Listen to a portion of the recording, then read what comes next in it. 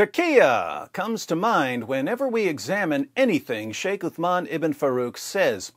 Mansour Maliki has called Sheikh Uthman a pathological liar, but this has caused some of us to wonder why Muslims would be exposing Sheikh Uthman for lying when Sheikh Uthman's lies may be justified by the Quran and other Muslim sources. So I posted a video asking Mansour to explain why he doesn't believe that what Sheikh Uthman is doing is permissible in Islam. I quoted two passages.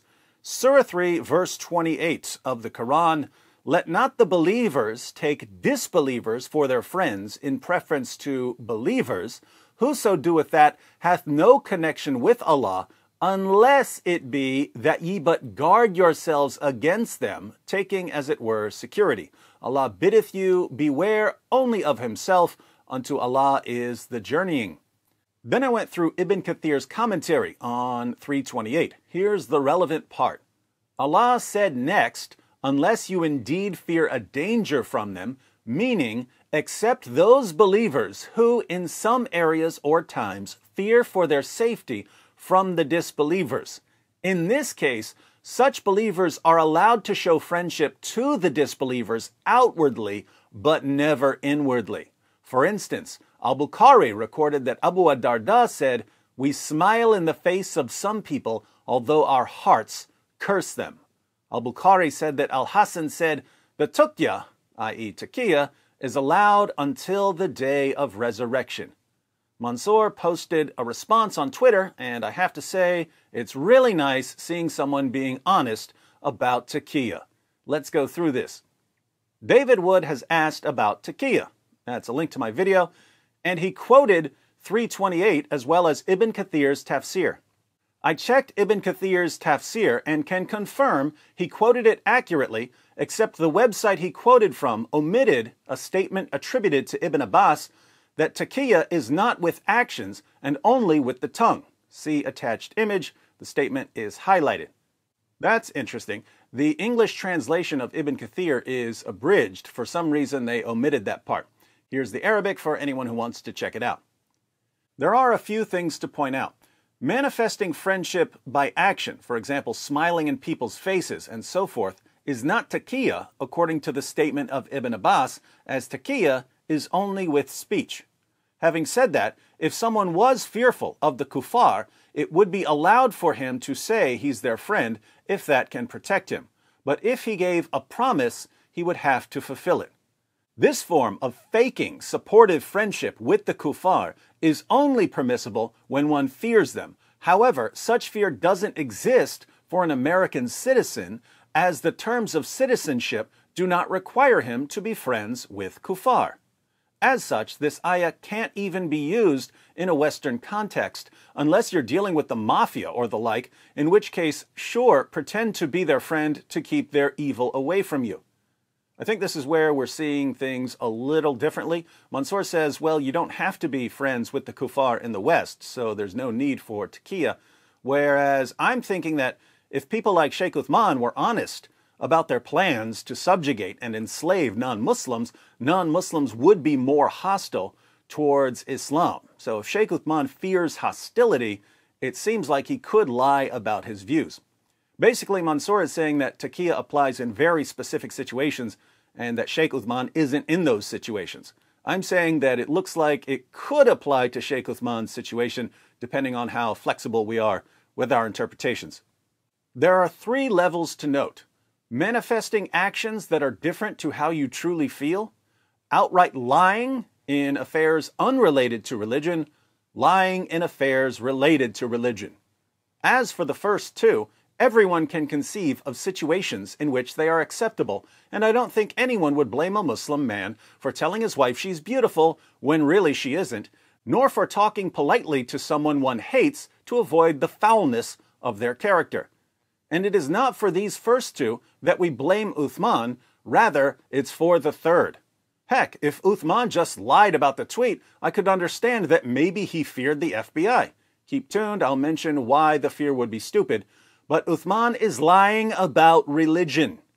Lying about the religion isn't like lying about other things, as intentionally denying aspects of the religion or distorting it is disbelief and takes one out of Islam. But this would mean that Sheikh Uthman is no longer a Muslim. The only time one can lie about religion is when they are forced, so when they're being tortured or threatened with death. Consider 16:106. Here, Surah 16, verse 106, it allows a Muslim to deny his belief if he's in danger. It should now be noted, Uthman isn't being forced. He might feel the kuffar won't like him, but that isn't sufficient. Even getting locked up in prison is not enough. When we say force, we mean real force.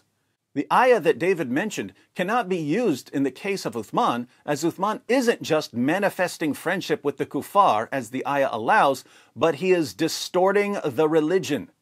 Note, even when being forced to utter disbelief, like denying that Islam allows slavery, it's only permissible and not recommended. Rather, it is better to speak the truth and be killed, especially if you are a scholar. Now, there's a thought. Sheikh Uthman may actually be held to a higher standard because he's a scholar and has influence over others. So he may have reason not to deceive people in situations where it would be acceptable for other Muslims to deceive people. As for Uthman, I genuinely believe that he sincerely believes in his religious distortions. Consider the following thread. Uthman might believe some of his distortions, but I can actually prove that he is knowingly lying in certain cases. But we'll get to that in other videos. The thread that Mansour mentions begins with Dawah Deception, starring Uthman Farouk. In the video, Uthman makes the following conditions of marriage. 1, being physically ready. 2, being mentally and emotionally ready. It is his claim that this is what's mentioned in the books. He mentioned Al-Mughni by Ibn Qudama, and he's wrong. I don't want to go through the entire thread because it's on a different topic, but I'll put a link to the thread in the description box for anyone who wants another example of Sheikh Uthman distorting Islam. In the thread, you can see he is lying about Islam, but to Muslims, and as such, it isn't merely that he lies to kuffar. Thus, the reason I dislike him so much is because he is misguiding Muslims. And of course, I hate that anyone commit disbelief by lying about the religion. This isn't the case of him just lying about making one tweet. It is the case of him systematically tearing apart the religion along with the rest of the dishonest Dawah people. No Muslim in America has any excuse to lie about Islam. Merely saying that Islam teaches offensive war is not a crime. Rather, it's protected under the First Amendment. Believing in the commands of Islam is not a crime. Rather, it's protected by the First Amendment. What would get you in serious trouble is if you were inciting people to act on those beliefs, and incitement is very hard to prove. Perhaps Uthman has a militia that is planning to enslave American girls. Wouldn't surprise me, in which case him lying about the tweet makes sense. Otherwise, it doesn't make sense. Keep in mind, if it were just the tweet he lied about, I would think he was being silly, but wouldn't be moved to oppose him so heavily, as lying about making a tweet isn't the same as lying about religion. To sum up Mansour's view, Sheikh Uthman isn't in a situation where lying to non-Muslims would be justified. But even if he were in a situation where lying to non-Muslims would be justified, he shouldn't do it because he's a scholar. But even if he decided to lie to non-Muslims as a scholar, it still wouldn't be permissible to lie to them about Islam. And even if it were permissible to lie to non-Muslims about Islam, Sheikh Uthman is lying to Muslims about Islam. That seems to be Mansour's view. I can still see why Sheikh Uthman thinks it's okay to lie to non-Muslims, even about Islam. He could be convinced that if non-Muslims knew what his plans are, they would be more hostile towards him and towards his community. But it is more of a stretch to deceive Muslims. You would think that, for the reasons Mansour mentioned, deceiving Muslims would be completely unacceptable for a Muslim leader. And yet, it's so common in the West that it seems like there must be some sort of justification for it. When ordinary Muslims in the West tell us that Aisha wasn't 9 when Muhammad had sex with her, she was 18, they're not intentionally lying. Many of them believe it. but they believe it because that's what their leaders tell them. Their leaders, however, who've read the sources, have to know that Aisha was 9. They have to. So they know that they're lying to Muslims when they tell their followers that Aisha was 18. This happens all the time with all kinds of moral issues, and especially with things like jihad and slavery and sex slavery.